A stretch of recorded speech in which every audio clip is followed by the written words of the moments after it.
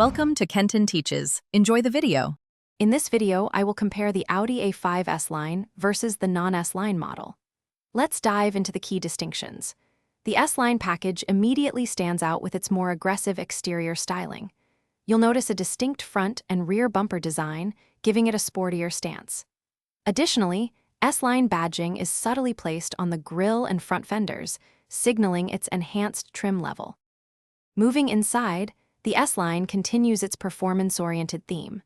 You'll often find sport seats with more aggressive bolstering, providing better support during dynamic driving.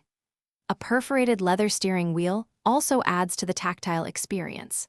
Underneath, many S-Line models come equipped with a sport suspension, which typically lowers the vehicle's ride height by about 10 to 15 millimeters for improved handling. Beyond aesthetics and suspension, S-Line models often boast upgraded interior trim, such as brushed aluminum or unique inlays, enhancing the cabin's premium feel.